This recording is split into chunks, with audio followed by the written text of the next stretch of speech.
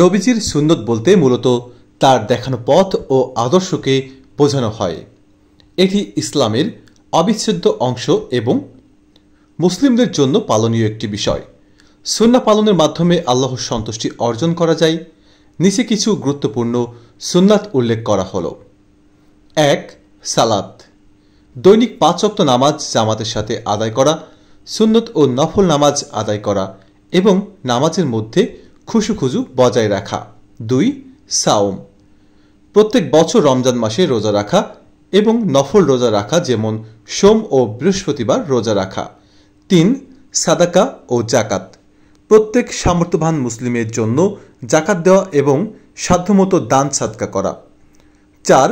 হজ ও ওমরা, যাদের সামর্থ্য আছে তাদের জন্য জীবনে একবার হজ করা এবং বেশি বেশি ওমরা করা। ৫. মিসওয়াক করা, দাঁত পরিষ্কার করার জন্য মিসওয়াক করা। ৬. পোশাক পরিধান, পরিষ্কার পরিচ্ছন্ন ও শালীন পোশাক পরিধান করা, পুরুষের জন্য টাকনুর উপরে কাপড় পরা এবং মহিলাদের জন্য হিজাব পরিধান করা। ৭. খাওয়া দাওয়া, ডান হাত দিয়ে খাবার গ্রহণ করা, খাবার শুরু ও শেষে বিসমিল্লাহ ও আলহামদুলিল্লাহ বলা এবং খাবার শেষে হাত ধোয়া। ৮.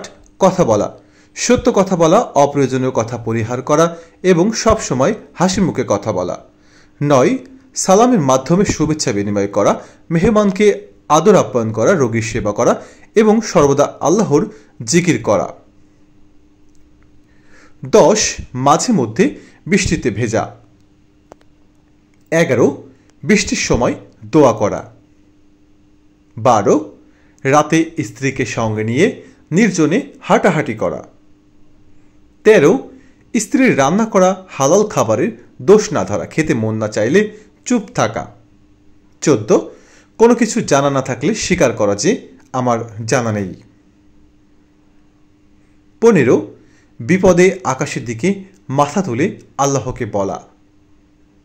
১৬. খুব খুশি হলে সেজদায় লুটিয়ে পড়া।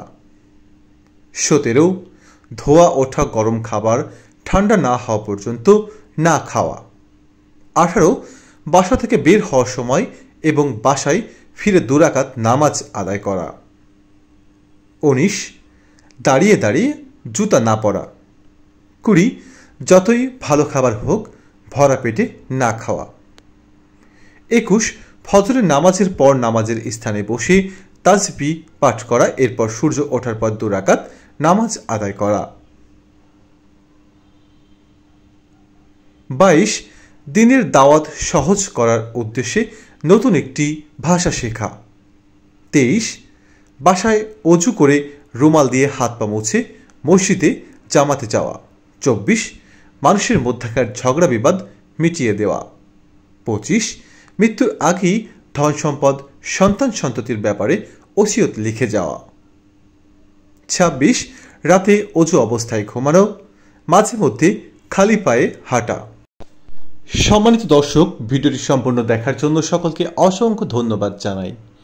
ভিডিওটি ভালো লাগলে আমার চ্যানেলটিকে সাবস্ক্রাইব করুন এবং পাশে থাকা বেল আইকন বাটনটিতে ক্লিক করুন।